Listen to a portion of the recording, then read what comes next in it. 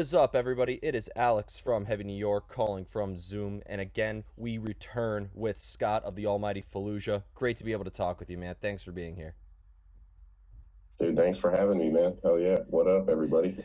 It's great to have you back, man. Again, this new album, Empyrean, I personally think is the best album in the Fallujah catalog. Congrats on another epic release. And it's getting really harder and harder to determine really what the best Fallujah album is. But for people who haven't heard the album yet, could the first three singles that you released, Radiant Ascension, Embrace Oblivion, and Soulbreaker, maybe serve as a good representation of what all of Empyrean will sound like, or is that just scratching the surface?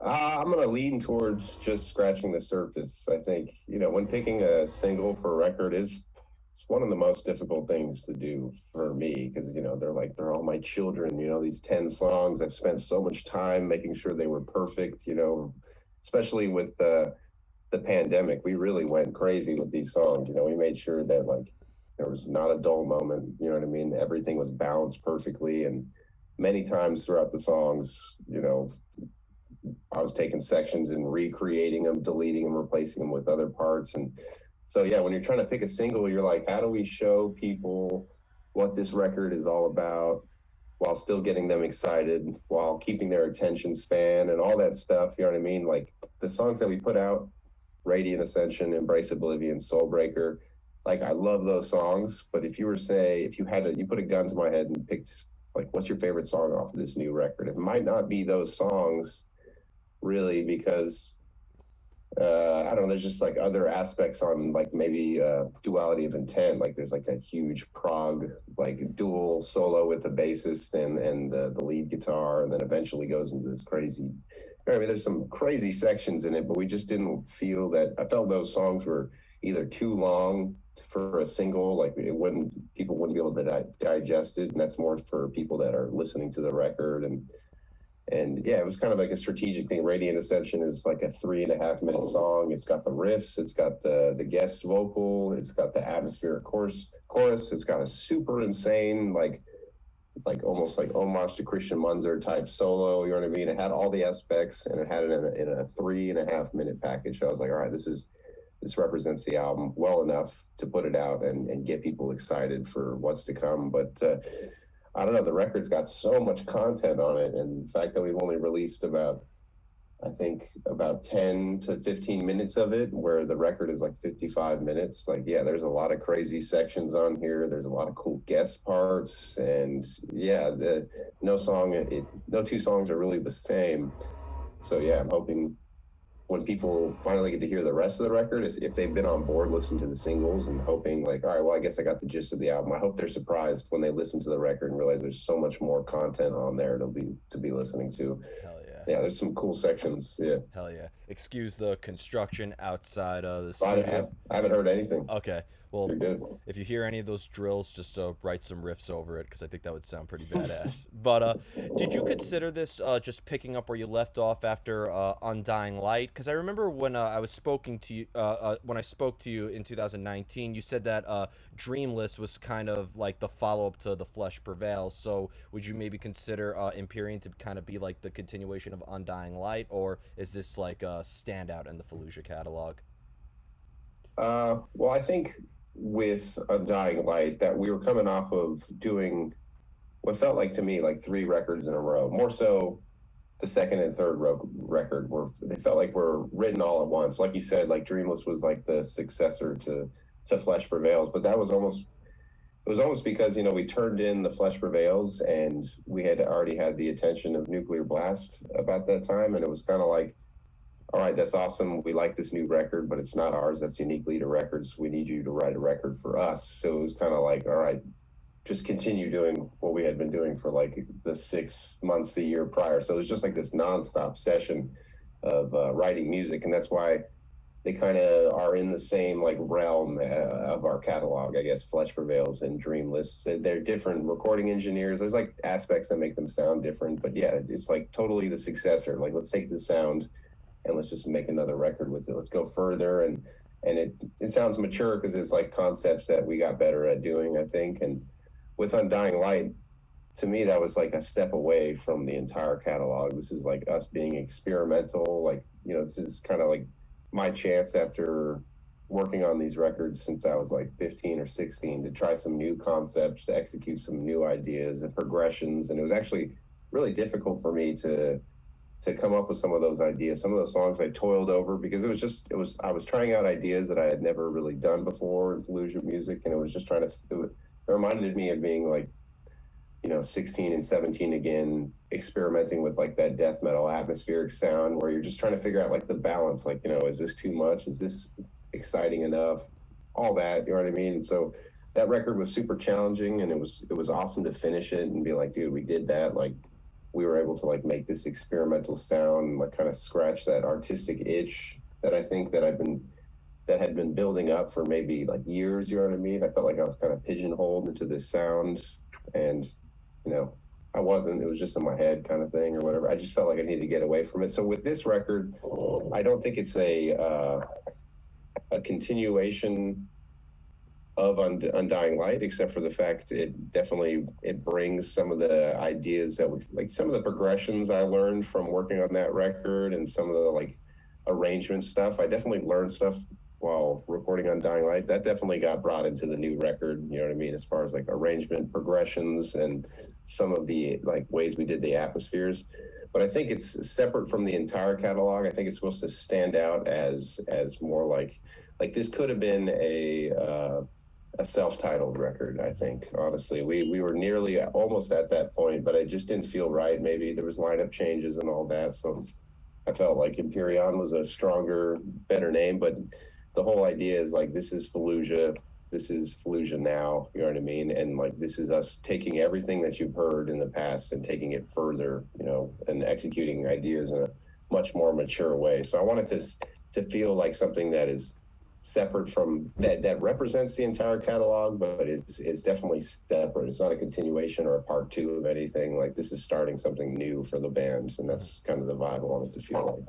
Well, it's funny you mentioned that because with every album from the Harvest Wombs to now, I always was saying this is Fallujah, but Fallujah always left me not knowing what to expect. And you mentioned like going back to when we were 16 and 17 years old. I did want to mention this before I forget because while it's great that Fallujah is always still kicking ass and making new music. Last year was 10 years of the Harvest Wombs, the debut Fallujah album.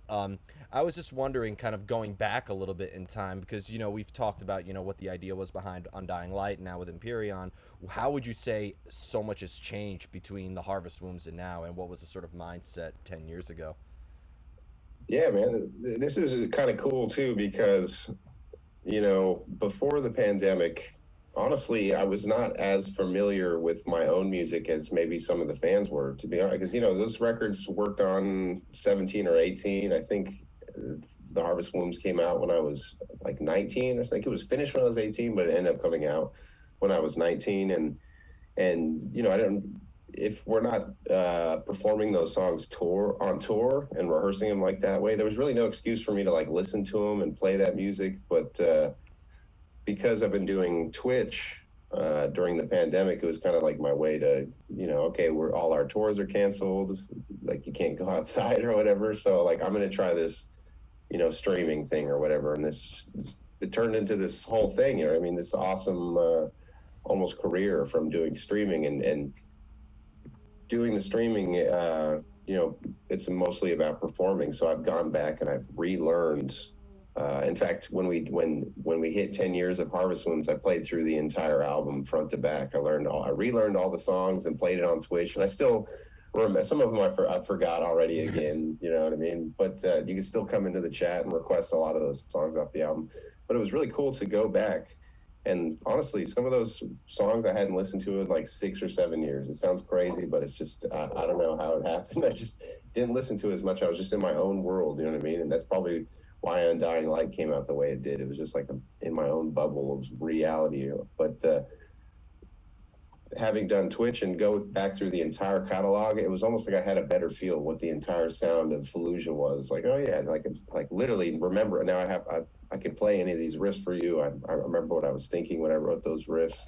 And just to steer back to what you were asking, like it reminded me of the goals of the band at that time. The Harvest Wombs, that's when we didn't have a record.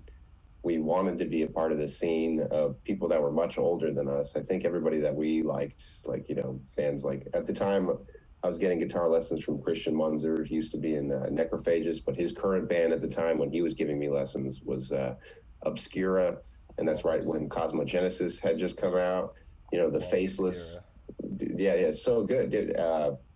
The the Faceless were putting out these insane records. There was just so much good music coming out. Didn't Organic Hallucinosis come out in 2006 or something like that? That's a Decapitated record.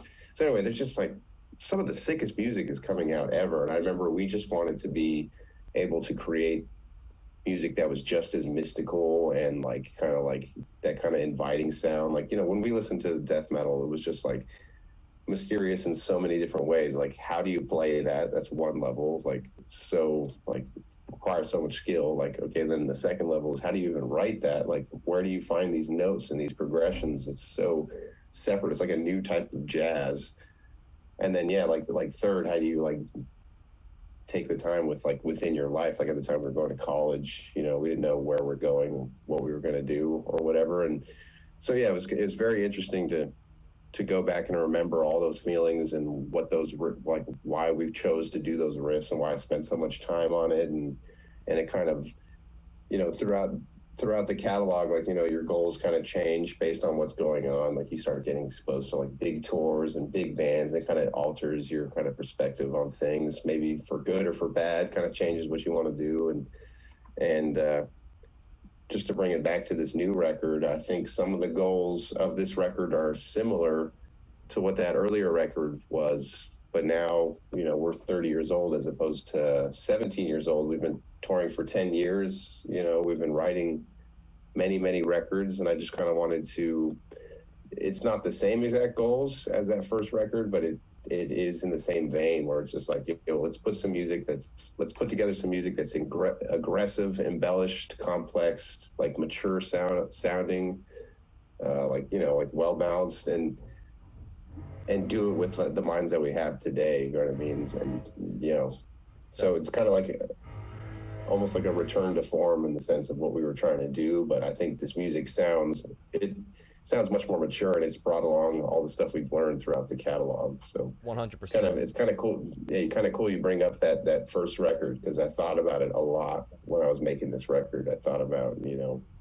what does that make people feel, and like what were we thinking as kids, and if I were to show this record Empyrean to myself and the bandmates when we were 17, like I would hope it would blow their minds. You know what I mean? And be like you guys envisioned this sound and you were just hoping to even make one riff close to this or whatever. And like, here you go. This is what 10 years and ups and downs will get you. And that was like part of the goal. You know what I mean? I want to blow the younger versions of ourselves out of the water. And, if they were to hear it, to be like, yeah, that's it. That's the stuff, Definitely. And I'm hoping people in our audience as well are, they're on the same journey as well. You summed up everything perfectly, because I don't consider Empyrean, to me personally, my personal analysis, I don't consider Empyrean to be the continuation of Undying Light. I didn't consider Undying Light to be the continuation of Dreamless, etc. I just think that every record was more or less a continuation of a constant evolution that Fallujah was able to demonstrate. What I want to know is that with the meaning of each song, or the concepts that are demonstrated on each song, or even the emotions that you demonstrate on each song or each album, do you prefer if every album is a representation of who you were at that particular time? Do you want the Harvest Wombs to be a representation of the 2011 you, or do you think that maybe because of what you said, you were looking back at this, that maybe your albums could also evolve over time as you evolve over time? That's a cool question. I think they kind of have, and it's surprising how like time changes people's perspective on records. It's kind of silly in some ways. It's kind of like nothing changed, dude. It's just older now. Now you like it, like Yeah. It's just like now it feels cooler because it's like, oh yeah, that came out 10 years ago, along with all these other records. So I'm down with that. I think it's cool when. And I guess that's a common phenomenon with bands. There's records that like didn't do so well, but like somehow like make a reemergence just because it's kind of like maybe they hit a sound that is still popular today or has become more popular today. And it's like, oh, this band like already did this back in 2015 or something like that. And I think that's cool. But uh, as far as the album representing who you are, I have a real problem with that. Honestly, it's uh, like like I feel like it does it so much. Like as far as an album representing who I am at the time, I feel like it does it so much that it makes me super anxious when I don't have music coming out. You know what I mean? Like Hmm. honestly, this whole waiting for Imperion to come out, and like we put so much work into this record, and it's the riffs are so intense. It's like I feel like I'm like completely at a different spot, like emotionally and mentally, and with my skills and all this stuff, and with the lineup, completely different spot than we were in Undying Light. And I don't really have any other way of like I'm not gonna. There's no way of explaining where I'm at emotionally without just showing you through art. You know what I mean? That's the best way I can do it. So it's kind of like a weird feeling when the music has been turned in for like 6 or 7 months, and like I'm like that's where I'm at with my life, and this is where we're all at, as far as, the challenges that we went through, and it's just not out. It's super weird. It's like, I don't think it matters. I don't think people are really judging that way, but it does feel like, oh, you're thinking of us in the band as like what we have out already, but it's like there's music that represents where we're at in a much better way. And it's just like, yeah, sometimes I'm like, God damn it, like this needs to be out because this is not it's not synced up properly, and that's the best feeling is when the music is out. It's like finally you guys see what we've been working on, the ideas that we're trying to push to you. And it's because like you said, the band has always been kind of like a journey band. You know what I mean? It starts this way, and then we start introducing little aspects, and then we kind of fully evolve those aspects on the next album. And it's just kind of like, oh, where are they going to go next? You know what I mean? And Yeah, I've so always that's how yeah. I listen to your albums actually kind of like I'm watching a movie series. Like with I discovered Fallujah on Dreamless. That's where I first listened to Fallujah, but then Sure. I went back and listened to the earlier catalog. But now with Undying Light and this album, you're the band where I have to listen to the whole catalog and then lead it up to the next album as almost kind of like a Damn. marathon. But when I hear your guitar It's fun soloing, though. the music is very technically impressive. That goes without saying. Is every guitar solo or riff that we hear, is that representative of a particular emotion that you were feeling, or are you kind of looking at external sources of inspiration and you translating it through your art? Oh, that's a cool question. I was actually talking to a friend about that the other day. Yeah, dude, for me, it's all about emotion and what you're feeling. Like once we get past all the technical stuff and all the stuff that's meant to kind of like, mystify you and impress you with the crazy riffs and the speed of it all and how clean it is and all that stuff. Like after all that's said and done, it's like, what does this make you feel? You know what I mean? And what am I trying to do to the audience, and how much can I manipulate what's happening in the song already? Because most of the time with songs, it's you don't have like you're not like totally in control with a song. You know what I mean? It takes a life of its own, and it's almost like you're just like the guy maintaining the balance of the song. Like, okay, let's push it in a more heavy direction, or let's push it into kind of like a more prog section. Hmm. And But well, sorry, go ahead. no, I'm sorry. I was just gonna ask because, like, sometimes you're working on songs for like, days, weeks, months. If you're Tool, 13 years. Like, do you feel that maybe like the longer you're working on a song, that the harder it is to kind of maintain the emotion that initially sparked that creativity? I don't know. I guess I just try to take from things like the raw thing is like what you're feeling. You know what I mean? What it makes you feel. And I guess like for instance, this record we spent a lot of time in nature. You know what I mean? And it sounds weird, but I would try to like look at nature. Like there's some photos on Instagram where we recorded a lot of it. It's like this place with these out in the forest basically, and these open windows, and you can see the mountains and a lake and trees and these winding routes and stuff. And I remember literally trying to think of like what is like the feeling of nature. It's like this kind of like it's like orderly, but it's like chaos. You know what I mean? And it's like flowing and grooving and growing, and but it's still just kind of random at the same time. And I don't know. I try to. It sounds weird, but I try to get influence from stuff like the sound of like ocean waves, you know what I mean, or the sound of like the wind or the trees or like that atmosphere. It's never really quite on a rhythm, but there is a rhythm to it, you know what I mean, and trying to get that sound, or like a singer, you know what I mean, and that's more so for like other parts of the music. I think you were asking specifically the solos. Yeah. The solos is the same kind of idea. It's like, how do I like we're like sitting here, how do I like pull you all the way up and soar you way up there and kind of suck you into the music, and like that I kind of feel, I kind of attack it like a singer would, I guess, and like all the cool licks, those are kind of put in afterwards, you know what I mean, there's like a main idea, like I try to tell a story with the, like I'll improv over it with like the leads, and then try to figure out what is this telling me, and then like pull it all the way, with like putting in some like critical work as part opposed to just like improvising. But I don't know, I'm always trying to think of like natural feelings, you know what I mean, because I feel like that's the coolest feeling. It doesn't sound, I don't know, like a singer singing, like the sound of like nature, like the sound of the ocean, like the sound of, like if you could make a sound that represents like growing trees. It sounds really heady and I, I saw those out photos. there, but I saw those photos on Instagram, man, and I was almost certain. I said to myself, "Is their next album gonna be like black metal? Like like I've never seen Fallujah so cult before. This is awesome."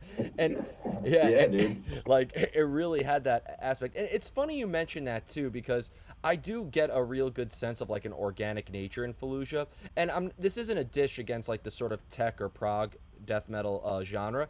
I think that there's a lot of emotion and atmosphere demonstrated in it, but it's so technical that it doesn't feel like, for instance, a Michael Keane of the Faceless. I know that he likes to, write one part, stop it, write another part, then piece it Right. together in a way. It seems like Fallujah, I call it all organic tech death.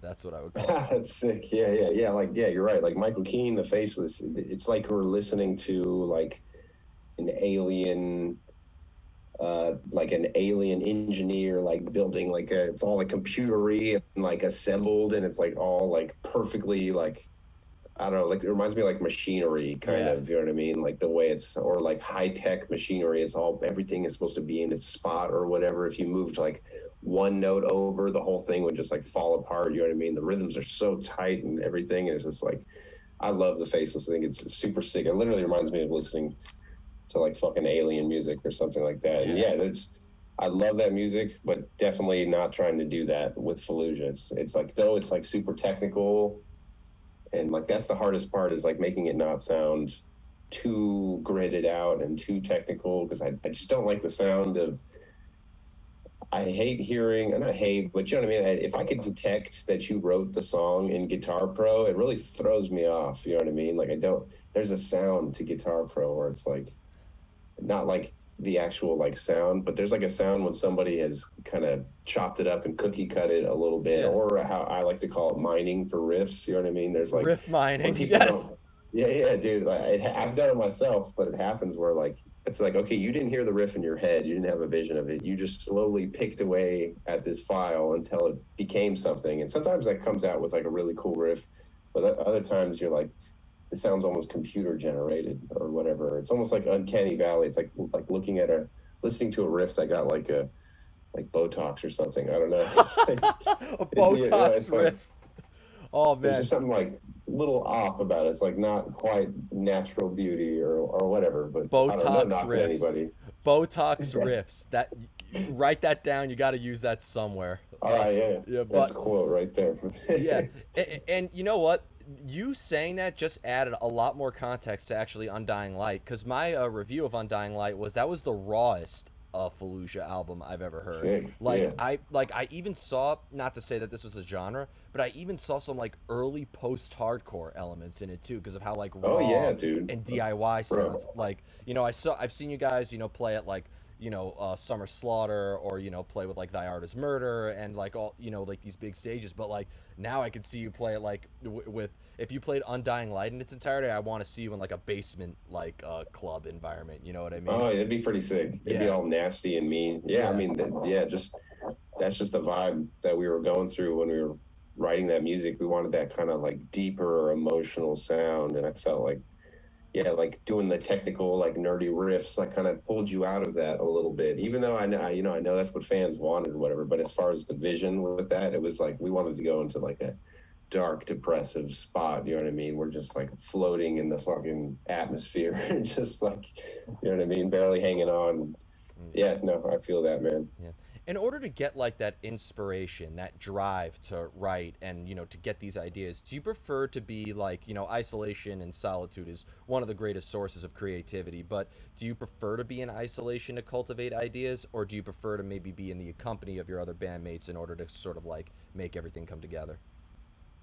Yeah, I'm down for it all, really. I mean, it sometimes it's just a matter of it's like they're not all the same, you know what I mean? It's like life, you know what I mean? Like sometimes you haven't hung out with your friends and all of a sudden you're like, damn, I really need to see my friends. Let's go hang out with my friends. And then you have a super sick party, but if you party for like 4 days straight, you're like, bro, I need to go home. Yeah. Like I miss my you guys are too much or whatever. It's like the same vibe where it's like I'll try to work on the music by myself and it starts off real good and then all of a sudden I'm like, dude, I'm just like there's no one here to react. Is this any of this good? You know what I mean? Like I'm just making like the riffs are coming out of me, so you're not going to impress me like I was the one who did it, you know? So it's kind of like this weird, I have no feedback kind of thing, and that's kind of lame, but I'm focused. And then, okay, then we'll change the setting. We'll do it in a group setting where everybody's got ideas, and it's really awesome. And that's working for a while. And then all of a sudden you start being like, you know what? It'd be nice if I was just like in my room because I would get this done really fast. You know, like we keep like this was great, and now we're just going in circles. And I really just wish I was alone now so I could finish this. And then it's like it's just constantly going back and forth. So I just try to like be just take advantage of any situation I'm in and try to like like the last like if because Andrew the drummer he lives in the Bay Area, so if I go up into the Bay Area I'll jam with him. I'll put my phone down and I'll just record us improvising, you know what I mean? And we'll find some riffs within that. Maybe I'm sitting in my room and just trying to work stuff out.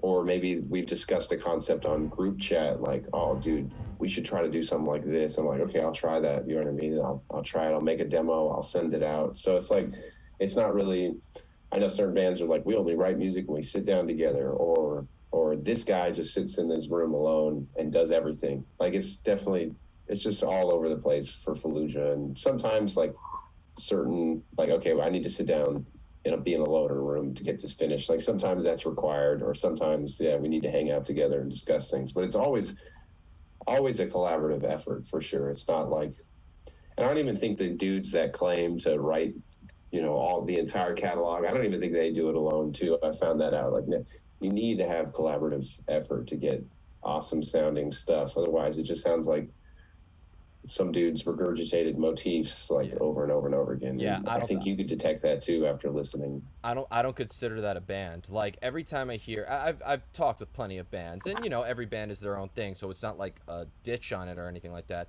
But if there's 5 members of the band and only one person writes the song, it should be that person's name and the whatever. Yeah. Yeah, like if it was just you writing everything, it should be called Scott and the Fallujahs or something like that. Oh my God. Yeah. So That's a so lame. yeah, yeah. Actually, We all that wear top hats. That'd be sick. right, write some swing Yeah. riffs. I have a Yeah, two. it's a weird balance because it's like if one, like if you let the whole group do everything at once, it may take like 5 years for the album to get done. Yeah. Like, but if you let the dude do it by himself, it would probably get done a lot faster, but would sound kind of stale. Like one person did it in a way, unless you're like, there's geniuses out there. They just do it by themselves or whatever. But it's Yeah. like that balance of like, okay, like, all right, we took the creativity of collaborative effort right now and calling that point when we're just talking now, and it's time for one of us to sit down and just like work this out. You know what I mean? So it's like a balance. It's like you Definitely. can't just talk forever. Like someone's got to sit down and do the tedious work, and just what it is. But Yeah. you were saying something. Sorry. No, I have 2 more questions for you. Sure. Yeah, being that every Fallujah album does have its own sort of context and its own sort of story and meaning in a way, but when you're playing live, you do have to bring, and putting a set list together, you do have to bring songs from each album. So when you put a set list together live, and you play an Undying Light song, and then a Harvest Moon song, and then a Dreamless song, and then a Empyrean song. Do you think that maybe when you bring in all songs from your catalog together into one set, that brings a whole new layer of context, or maybe alters the meaning of it in a way as well?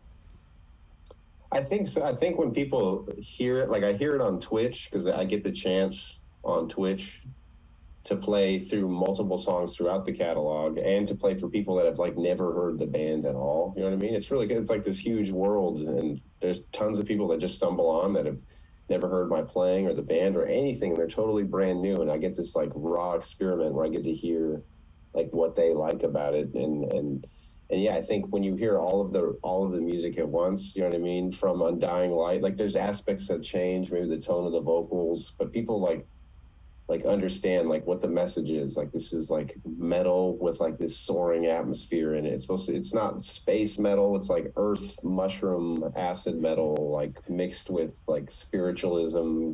It's almost like cynic, but it's not cynic. It's like it's not deicide either, but it can get as angry as deicide. And it's just like it's like I think when people hear all the music, they get what frequency what frequency range, I guess, is like if we're getting like interdimensional, like we're in dimension 9 as opposed to 11 or whatever. And even though maybe some albums sound like Undying Light or sound like Harvest Moons, they all kind of give off this kind of like, I mean, I think in like scales and tones and stuff, but almost like a Phrygian, Lydian kind of like, you know what I mean? Like it's dark, but it's still mystical kind of sound, or, you know, like going from Aeolian to Phrygian, like this kind of like mysterious sound to it. And it's all kind of sitting in this kind of area of like, what's the word?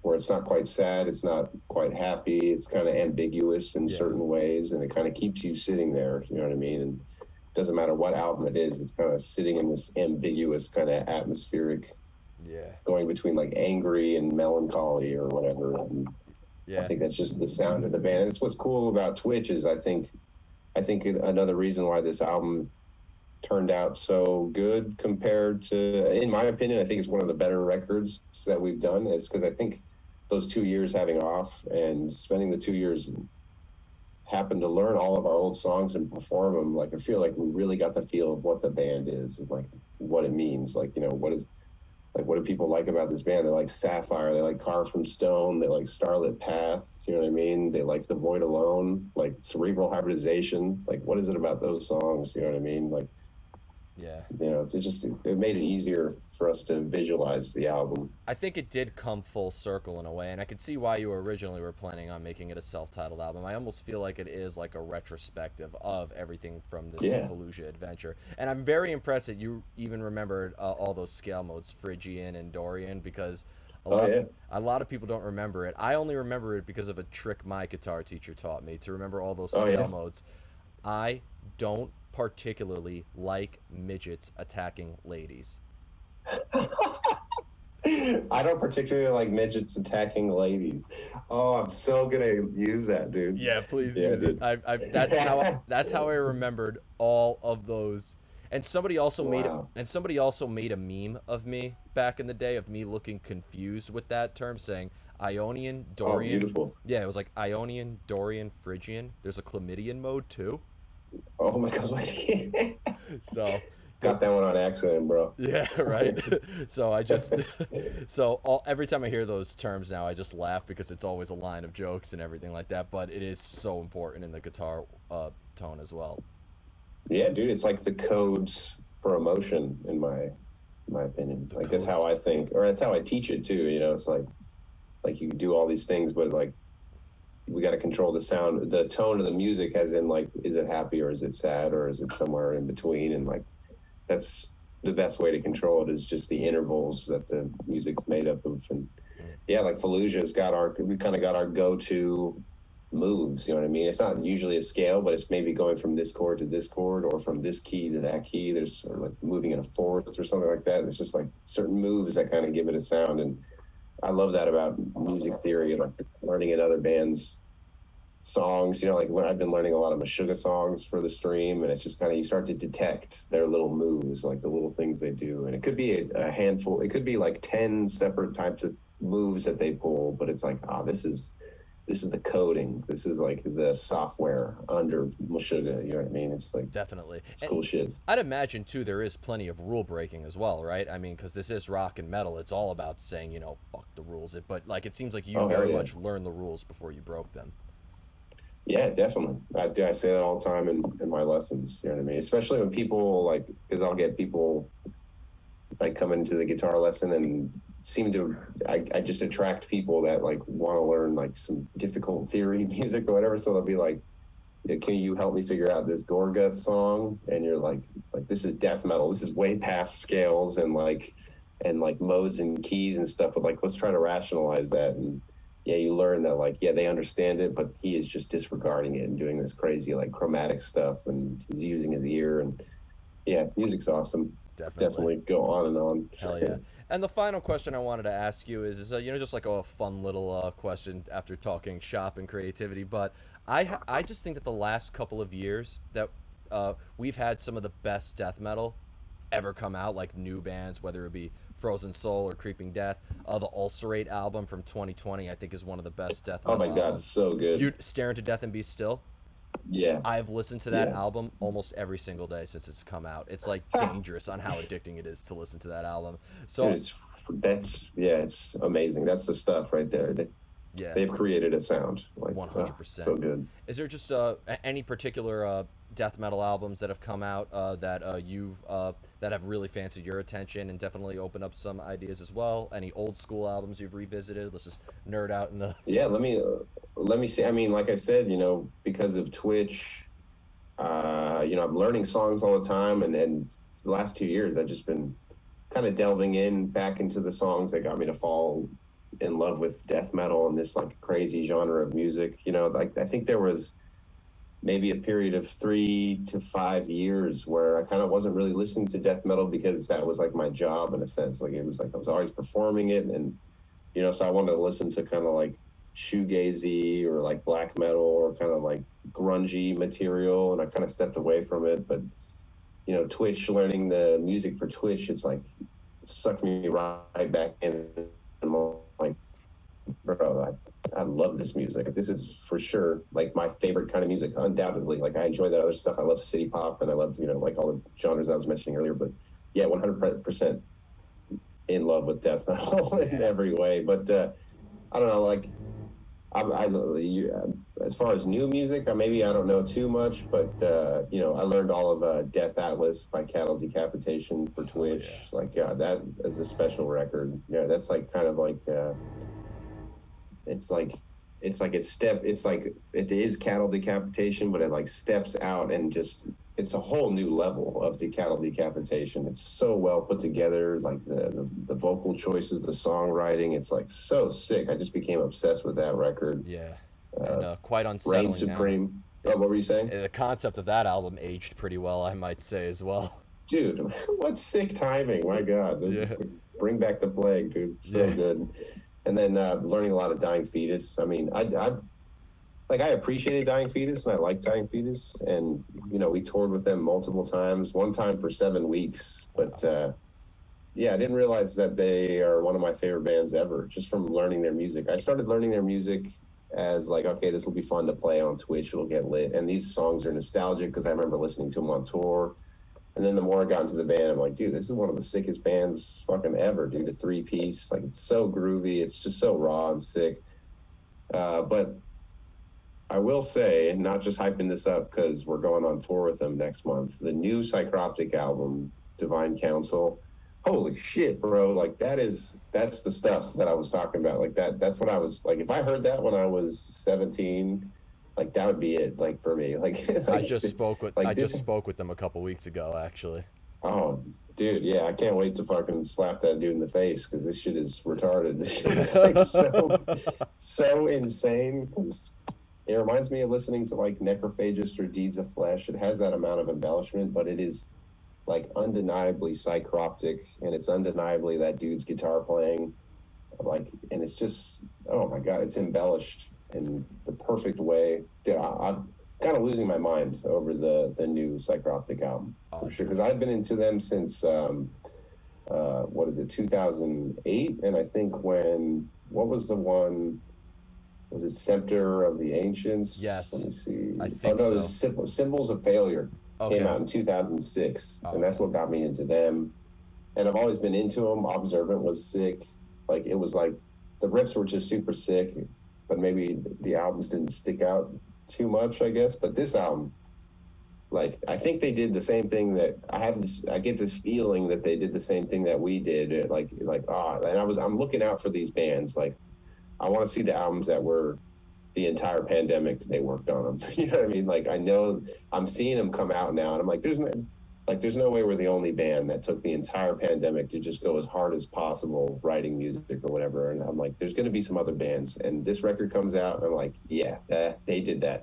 The way swing music was the soundtrack to like the World War II era in a way, or like the psychedelic stuff was the music Yes, for like the Vietnam era and stuff like that. COVID, this is death metal. This is going to be the when they make movies and documentaries on that, you're going to be hearing freaking Fallujah. You're going to be hearing Ulcerate. You're going to be dude, hearing Cannibal Corpse when they're interviewing the nurses or any of that stuff. bro.